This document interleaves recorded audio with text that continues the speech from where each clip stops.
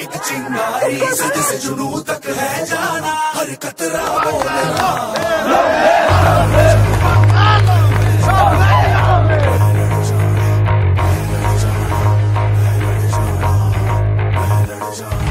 मैं लड़ जाना है लहू में एक चिंगारी, सिद्ध से जुनू तक है जाना, हर कतरा बोल रहा।